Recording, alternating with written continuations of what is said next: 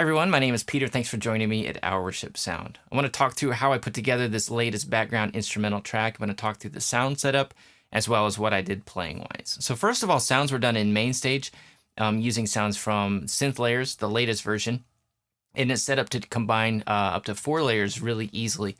And so what I did was I went through and just selected the grand piano and then pad way out, and then this layer for layer 3, and then this patch for the arpeggiated layer. And so then I just went up here, new patch from selected patches, and then we see this one here. And then when we play it, we hear all those 4 layers that we just selected. So I'm going to slow down the tempo so those time-based effects are slower. And then I just did a couple things to make the sound a little bit more mellow for this purpose. And I went in and adjusted the upper EQ for the piano and for the arpeggiated synth sound, just so there's a little bit more background and not quite so out front. Control-wise, I was mixing the sounds in and out as I went through, and so these sounds are set up to be controlled layers 1 through 4 with 4 knobs on my setup.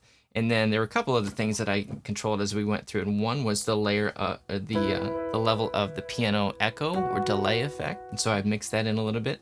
For the pad layer, I have this knob that adjusts the filter cutoff frequency, which controls how much of the high frequencies come through, and that has a huge effect on the dynamics. But other than that, I was just mixing the volumes in and out a little bit.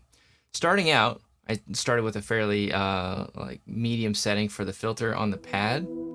Started with just the pad. Just kind of played free flowing, and then I mixed in a little bit of this reverse Rhodes delay layer.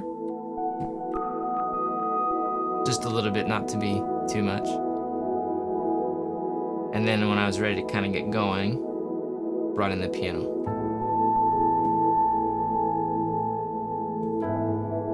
And then as I went through, I would just kind of go back and forth between adjusting the synth pad on the filter on that one, and then a little bit more or less of the piano, or the Rhodes delay, and then just mixing in a little bit of the arpeggiated sound.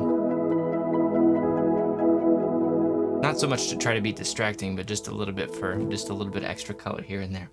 So just mixing sounds in and out a little bit as I went through was how these sounds were set up. So pretty simple there.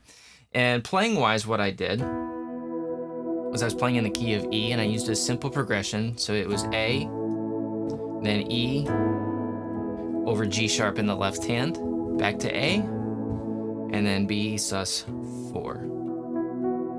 As I went through, I actually changed the progression, changed the second chord of it from E over G sharp to C sharp minor. And that just gave a little bit more of an intensity to it at that point. But pretty simple.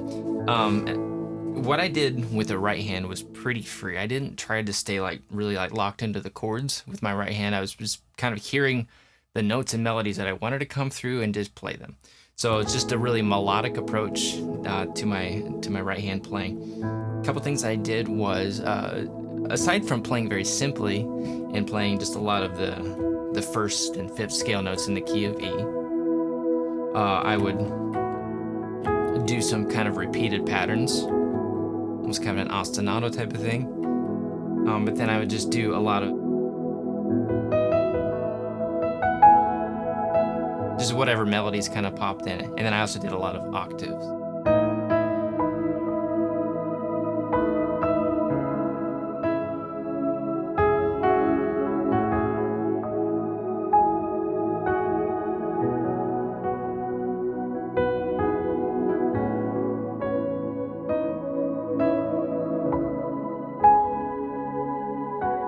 So just very free with the right hand and mixing in the sounds as it went. It just, kind of provided this background sound to it. So if you want to know more about these sounds, go to ourworshipsound.com/synthlayers. If you want to know more about MainStage in general, you can go to getstartedwithmainstage.com. And if you want to learn more about these playing techniques, go to fluentpiano.com, and that'll be everything that you need to know to learn to play this.